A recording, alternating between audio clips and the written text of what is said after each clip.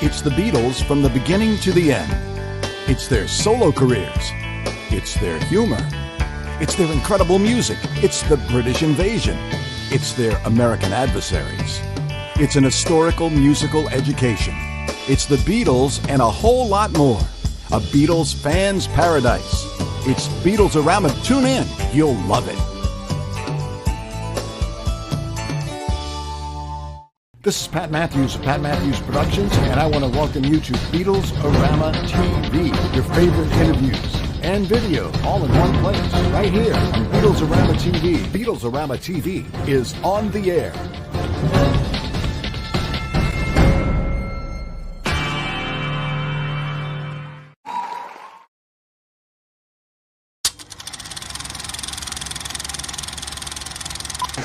Today, we have Jude Southerland Kessler, who is an author, and a fabulous one at that, or should I just say fan? And then there's Scott McKinley, who is a voiceover artist who actually does voices of all the Beatles. So we're going to put him on the spot tonight, okay? But Warren Brown is also here with me. He's the magician. He puts everything together. So Jude, welcome. Well, thank you so much. Thank you, Warren, and thank you, Pat, my fellow Louisiana compadre, for having Scott and me on the show today. And I am excited to be here because I hear we might get Beatles-orama radio back again. Is that the game? Yes, we're working on it. We had to set up a GoFundMe. We're only looking for $6,000, but that will finance it for an entire year with licensing and everything.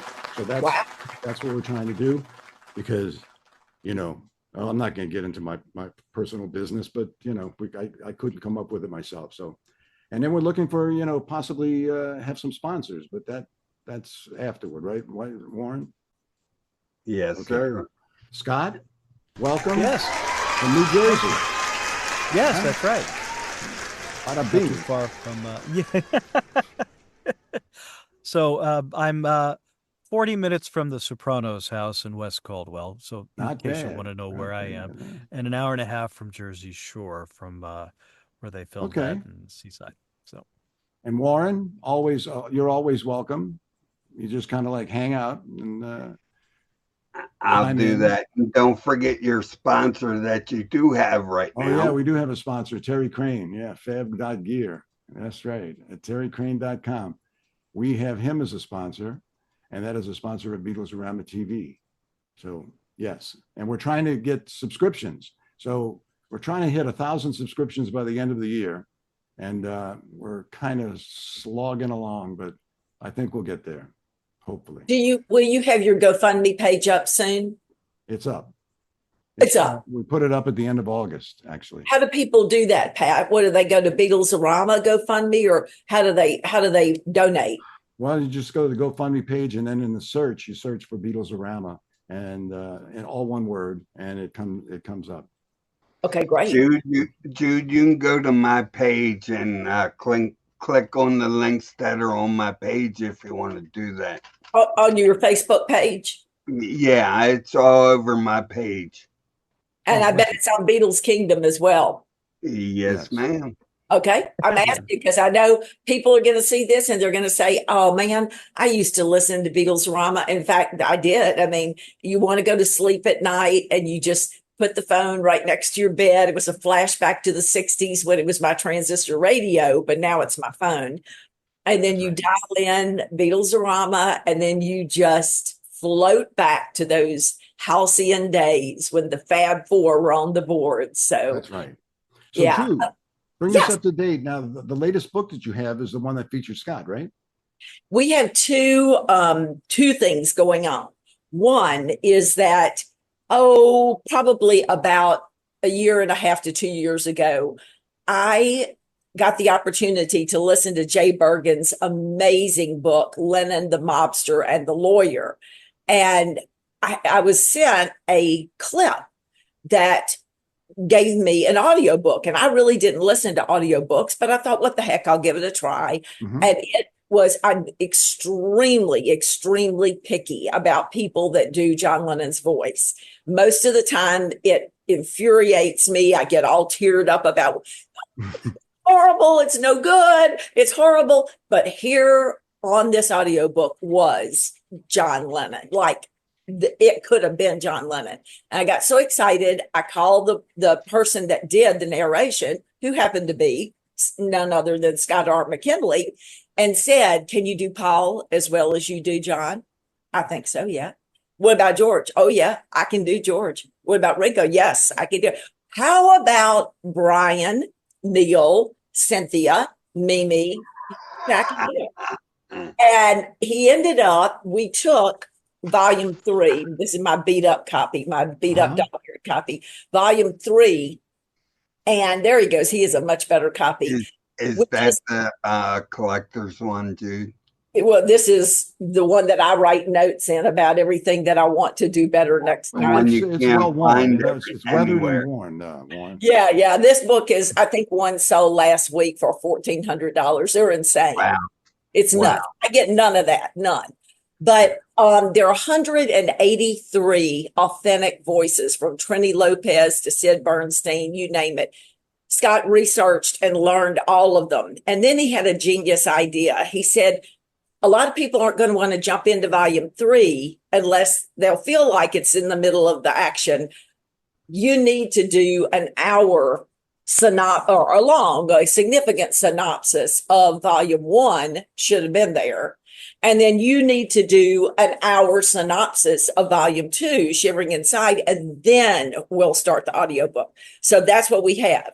You get an hour. It's a very touching, emotional, teary synopsis of this book. And this is 61, 63, and it is crazed and full of action. And so you get a synopsis and then you start this book. It's a 33-hour audiobook for under $20. How can you get entertainment under $20? and then once it goes out of print, then they'll be selling it for 20,000, right? Yeah, exactly. Yeah. But he did a great job on the audiobook. And we spent probably I would say a year. Scott, is that right? About a year working on it?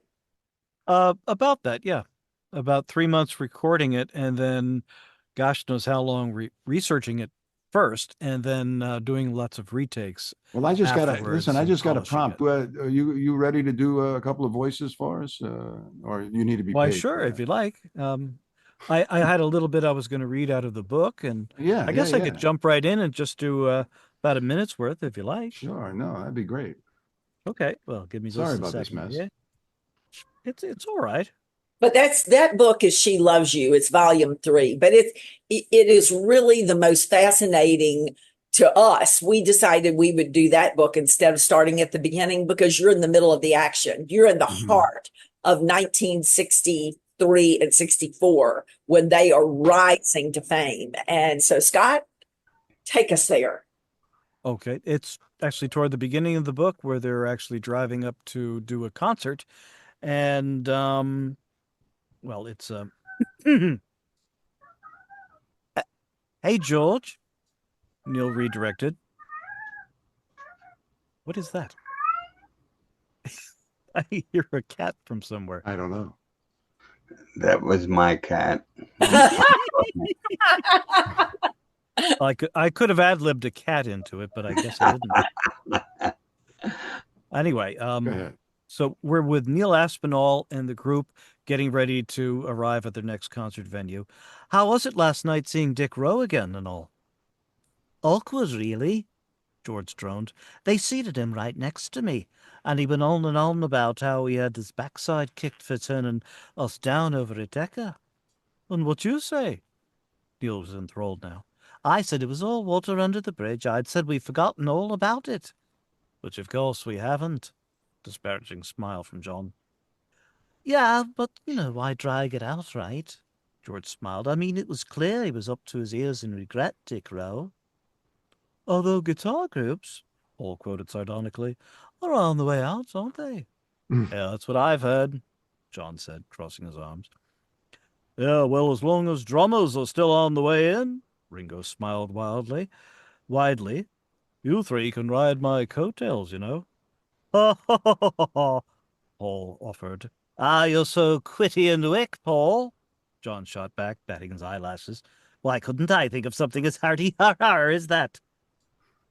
Neston Imperial Ballroom, everyone out, Neil barked, and the van pulled up to the rear entrance and slowed to a halt.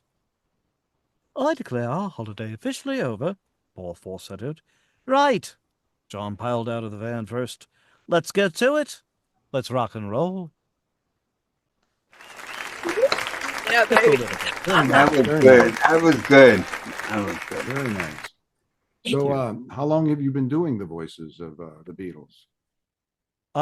Most of my life, but Yeah. normally back in the day it was quiet. I didn't try to do it out loud in public because it was a way of recreating the movies and things that I watched on television in the days before VCRs, when you tape recorded it off a television on regular tape Right. by hanging a microphone around the channel changer on your television.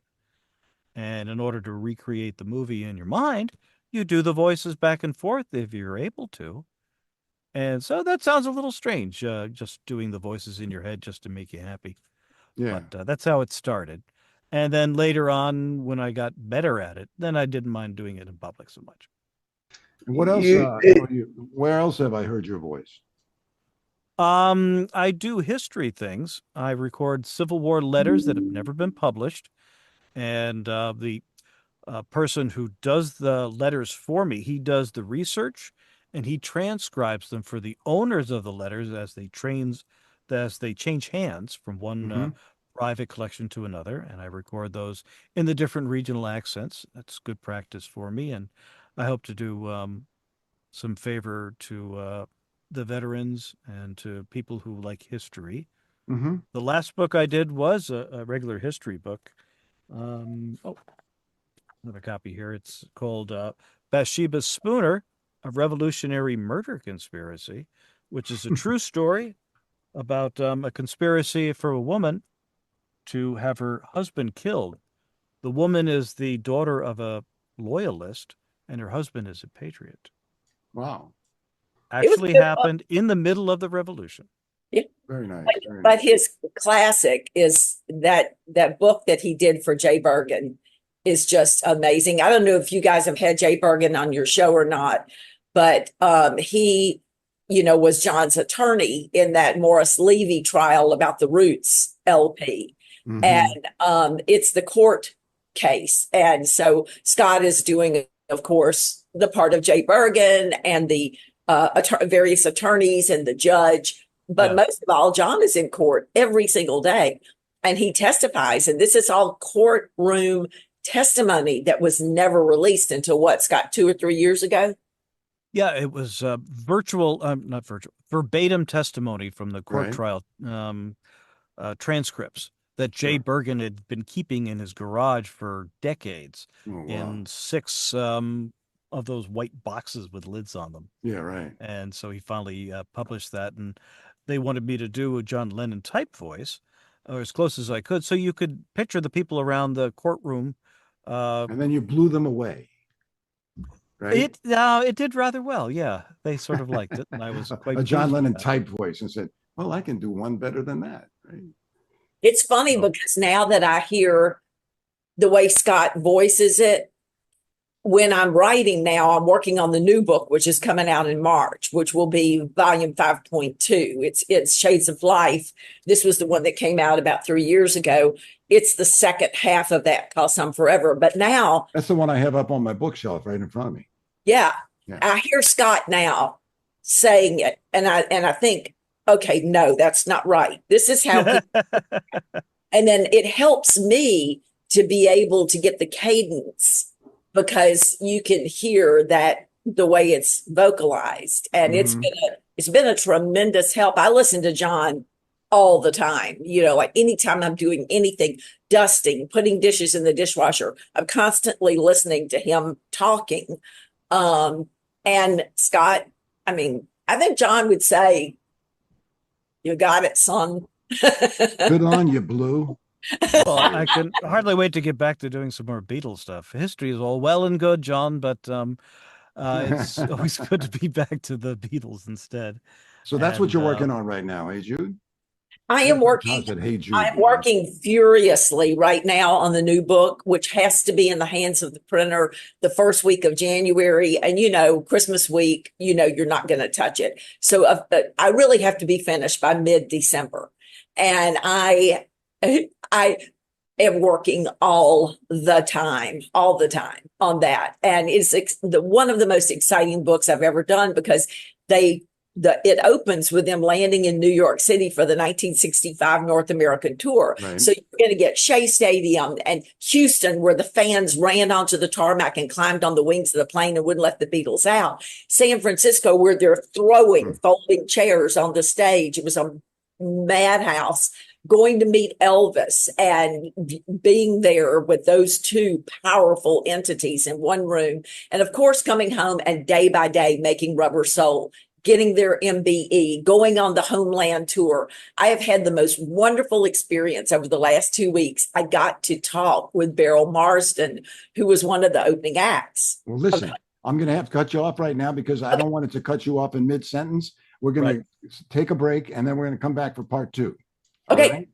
All right. That sounds great. Thank you. It's the Beatles from the beginning to the end. It's their solo careers. It's their humor. It's their incredible music. It's the British invasion. It's their American adversaries. It's an historical musical education. It's the Beatles and a whole lot more. A Beatles fan's paradise. It's Beatles-orama. Tune in. You'll love it. This is Pat Matthews of Pat Matthews Productions, and I want to welcome you to Beatles-orama TV, your favorite interviews and video, all in one place, right here on Beatles-orama TV. Beatles-orama TV is on the air.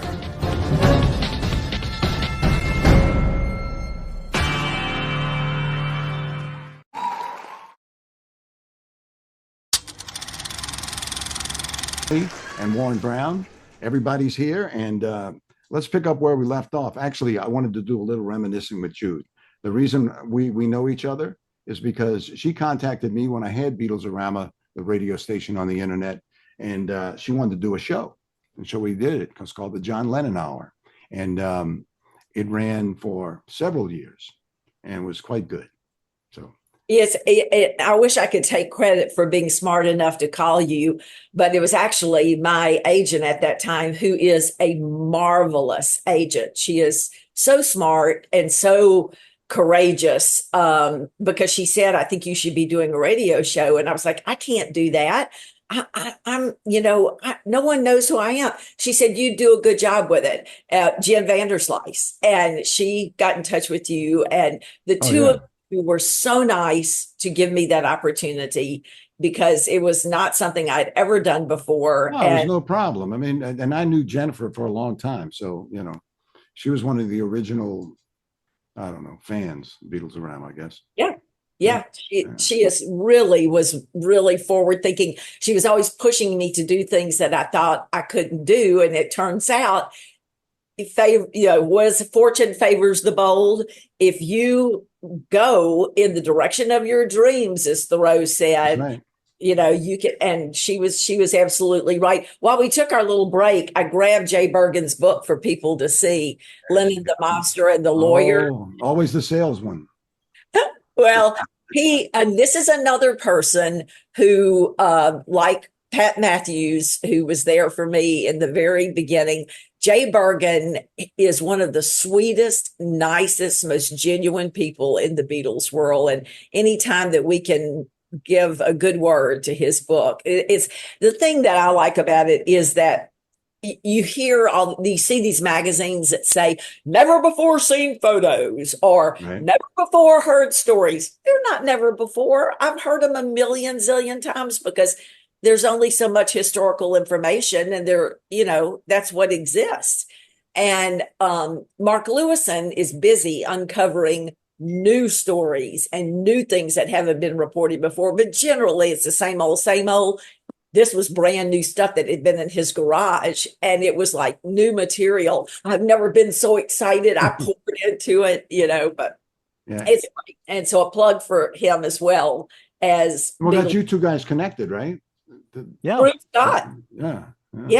Yeah, we've become good friends, but thanks to Scott. Scott is a hub. He brings people together. That's right. Jay's really easy to talk to as well. And he's got stories that he tells that aren't in the book. So he always says like, well, that's everything I think of. And then next thing you know is he's like, oh, there was this. And he'll talk about something else Beatle related or John related. And everybody falls over themselves like, oh, well, that's different. Wow. Yeah. Yes. So anyway, where were we before the break? We were just talking about what's in the new book, Some Forever, that's coming out in March. And we talked about Shea Stadium and all those crazy 1965 concerts. I do not know how the Beatles put up with what they put up with, because by 1965, things had become violent. I mean, if you go to YouTube, you can do this after we depart and go our separate ways tonight. Go to YouTube and look at the videos of the two shows in San Francisco, 1965. It is a dangerous melee. It's unbelievable. You see people passed out all over the stage. You see all this stuff that's on the stage. Shoes, purses. They were throwing anything they could throw. It is a wonder that someone wasn't seriously injured. But you go through that, and then they come back to England, and they've got 6 weeks to write most of the songs on Rubber Soul. They've got weight that's left over from Help, but they've got to write all the rest of them. And then they go in the studio, and they're there day after day after day after day making Rubber Soul. So it's been a fun book to write. And I was saying last week, I got the pleasure of meeting Beryl Marsden, Right. who was one of the opening acts for the Beatles in 65. Jerry's sister, right? She's not related to him at all. No. Okay. But she is a live wire. And she's still Beryl Marsden, like she was when she was discovered at age 14. She is still the girl that after the Beatles tour in the spring of 66, she and this guy named Rod Stewart and this other guy named Mick Fleetwood and this other guy named Peter Green, they all decided to form a band called Shotgun Express. And it stayed together for a whole year before Mick traipsed off with Peter Green to go do a thing. Back, yeah. Yeah. And before Rod Stewart decided he would sing on his own and do his thing. But what a band that was. And her stories are going to be in the book, and they are unbelievable. Ask her about Jeff Beck. Okay, I will. Because that's what Rod Stewart did after he left there. He was part of Jeff Beck's group. He was a singer for him. Yeah. Yeah. She was sitting one night. This won't be in the book. This will be down the road, but this is just a fun story. She's sitting one night in the Speakeasy in 1970, I think she said it was. And all of a sudden she sees this man walk in, and he walks up to the bartender, and the bartender points to Beryl, and he comes over and says, "Hi, you don't know me. My name is Billy Preston. I'm a good friend of the Beatles. John needs you." And she's like, "What do you mean?" And he's like, "He needs you right now. Can you leave?" And she's like, "It's almost 2 a.m. He goes, "Yeah, I know, but he's in studio. He's making a song. He's been working on it all day. He needs you to come sing on the song." And she's like, "Okay." And so she goes off with him, something we probably wouldn't do now. We probably like, "I don't know you. I'm not leaving the bar with you at 2 a.m. But she went and she sang backup on Instant Karma. There you go. Yeah, because he completed the whole thing, writing it, soup to nuts in one day. So, Yeah. Wow. I didn't know Beryl Marsden played a part in that, but it's good to know. Yeah, it was really cool. Really Scott, cool. do you have any stories of meeting famous people? Or I met Michael McCartney. Oh, I used to manage a bookstore for about 15 years. And on a Sunday after we closed, and the only reason that I'm still there is that we're having a staff meeting in the back. And as we're just counting down the registers and things, this guy comes up to the front gate of the store, rattles on it, and says, "Hey, do you have a book called Mike Mack's Whites and Blacks and One Color?" And I said, Of course we do, because I my store. It's part of a chain, but if I'm in charge of the store, we have every Beatle book out there in print, and that's there. And certainly I've got it. And you're like, well, I've got Michael McCartney out in my car, and we're going to do a radio interview. And geez, we don't have a copy of the book. Is it possible I could buy one from you? And I just went, if he'll sign a copy for me, I'll buy you all the copies that I have and give them to you. Would that be okay? And he said, let me go and ask. And he came back into the mall and the store. And like I said, everybody else is closed. And he walks in with Michael McCartney. So, yeah. But did he sign it Mike McGear? No, he did not. Although my assistant manager knew who he was and asked why he did, the original albums under Mike McGear instead of his own name. He's like, well, don't want to, be riding on coattails kind of thing with name recognition. Asked him a couple of questions about Port Marion in Maine, in Wales.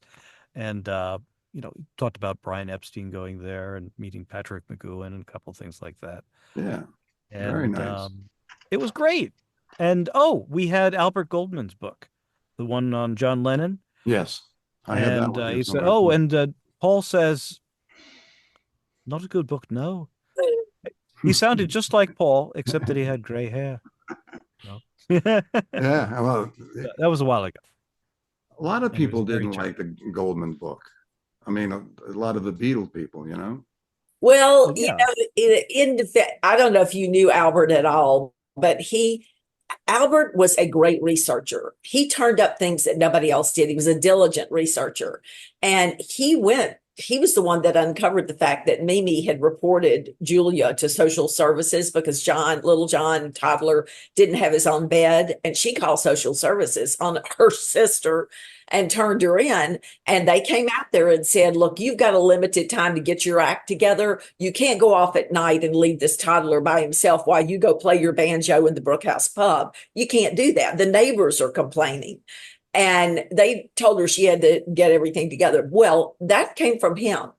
He found that out. So he did not put false stuff in his book, but he wrote it in a false light. So what I'm saying is he was always in a bad mood. He was always one of those people that, instead of saying, Scott has on a brilliant red shirt, he would say, Scott has on a kind of a faded out. He always told it in the worst possible light. And that's what he does in that book. The facts aren't wrong. He just tells it in a bad light. So, what's the coolest thing you ever did in your research, Jude, that you found out that you had no idea? Oh, I think it was Cynthia Lennon saying that she came home after 4 days in Paris on her honeymoon. She calls it my short 4-day honeymoon. But John stayed for 2 weeks. And why did he stay for 2 weeks? I don't know. Brian arrived on day 4. And he and Brian stayed and she went home. They don't ever publicize that. They don't ever say, well, she slips up and says that. And then I did research on it, found, in fact, she did go home. She had a tiny baby, a 6-month-old baby to go take care of. But because of the trip to Barcelona and all the brouhaha and John getting in the fight with Bob Wooler and everybody picking on him about going on vacation with, in those days, a homosexual, which now we wouldn't even think twice. Who cares? But because of that, they kept it quiet that they did another trip just a few months later to Paris for almost 2 weeks. We would never think of having to worry about that today. Well, no, it was like they were so worried about guilt by association kind of thing then, Yeah. Well, that's pretty cool. Yeah, but that was to find out that not only did they take another trip together, but that they hid it and they made it look like she was still there when in fact she wasn't, says a lot about the way things were back in that day and age. Yeah. In our little break, I asked Scott to tell you a little story that he has about he was consulting with someone about his Liverpool accent. And I love this story. All right. I have a group from the UK that has a meeting once a month, and anybody can join in, including us from the States. And It's online, so I take it, right? What? It's online. The meeting? Yes, the thing's online. So I've never been to England or the UK in general, and hoping to next year. So yes, it's a virtual thing online. And one of the people had listened to at least the sample of the audiobook because I just wanted to find out, like, is it a good accent or am I doing a parody that people who are actually from the area would sort of snicker at or roll their eyes? And he said, well, it's not really a Liverpool accent that you're doing. It just sounds like John Lennon. And I went, oh, okay. Well, John Lennon didn't That's sound what I very was Scouse, I don't think. aiming for. He's like, That works out. yeah, I was like, okay, I can deal with that. Would you agree with that, Jude, that John didn't sound very Scouse? He could make himself sound Scouse if he wanted to. He could pour it on, but no, Mimi worked day and night to keep him from sounding Scouse. She never wanted him to talk like that, and Right. he could put it on. I mean, he could, and he could do it, but he had a singular way of talking. You know this guy, Billy Vera? You know the singer, Billy Vera? I don't know. Yeah, out in California, when I was living there, I heard these commercials for AM/PM, the convenience store, and it was this guy, and he sounded like, I don't know if you know this, Jude, but down here in South Louisiana, they have what they call yats, and they say, "Where you at there?" It's almost like Jersey, but because like my wife sounds like that, and people say, "Where are you from, Jersey?" And but anyway, he sounded like a yat. And I'm thinking, listen to this guy. I said, I spent years working on my voice so that I don't sound like that. And I said, and this guy blows into Los Angeles. And then I found out it was Billy Vera, and I had to take it all back. But the thing was, I don't know what he was trying to do because he didn't talk like that. Yeah. But yeah. Anyway, New Orleans I digress. Very much has a Jersey, Bronx sound. I mean, it's New Orleans. And Yes. you listen to people from New Orleans talk, it's very much because I lived in Pennsylvania for 6 years, and we were back and forth to Jersey and New York all the time, and it's very much like New Orleans. Because we're in part 2 and people might not have seen part 1, Pat, tell them about Beatles-orama radio coming back. Okay, well, we're hoping. We have a GoFundMe page. Go GoFundMe.com, and then type in the search bar, Beatles-orama, all one word, Beatles ARAMA. It's very easy. And then please make a donation because we need to get the money in advance to start this thing. And we also need subscribers on our YouTube channel. And that only costs you, what, nothing? Right, Warren? That doesn't cost anything. That's what I can't understand, that people won't hit the subscribe button when it doesn't cost a thing. Right? Yeah, Subscribe. I don't understand. So We've got to get the word out. We've got to get the word out. And yeah. We want I to tell talk you to what. Mark Lapidos. Okay, he can help us get the word out. Yeah, we are doing a webinar in December on Tuesday, the 10th of December. Ooh. It's going to be a Beatles holiday party. And so if you and Warren would like to drop by and give a shout out to everyone that's going to be there about Beatles-orama coming back again, and invite everyone to subscribe to your page. We'd love to have you. It'll be at 7:30 p.m. Central, and we're going to be having a lot of fun. We're going to play lots of Beatles Christmas music, and Scott is going to reenact the 1964. Am I right, Scott? Yes. 64 Beatles Christmas message. We're going to give away tons of prizes. So if you and Warren would like to join us that evening, Yeah, that sounds like fun. all right, Yeah. we can get the word out, and because we want to get Beatles-orama back again. That's right. Yeah. Thank you so much. As a matter of fact, before we cut things off completely, At the end of this, we'd like you to, you guys to say something nice about Beatlesarama TV and the radio station coming back. Yeah, well, say who you are and that kind Give us a little shout out, Jude. Shout out, that's right.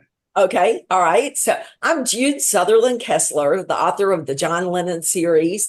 I've spent the last 38 years researching and writing John's story, and hence the story of all the Beatles, because they're pretty much intertwined. And I have been inspired and lifted up and encouraged by Beatlesarama Radio. There's nothing like the sound of the Beatles 24/8. And hearing them on Beatlesarama was part of my inspiration for writing these books.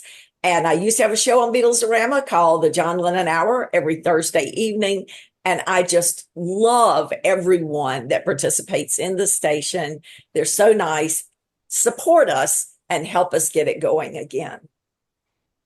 Thank you, Jude. That was perfect. That was beautiful.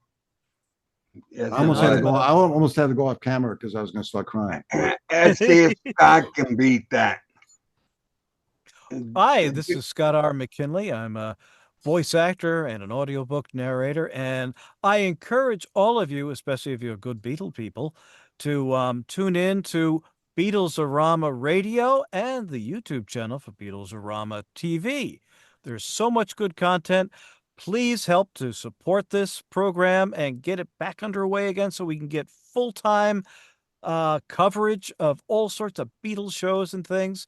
And maybe we'll even see Jude recreate the John Lennon Hour to some extent, right, Jude? But please, anyway, we hope to see you soon.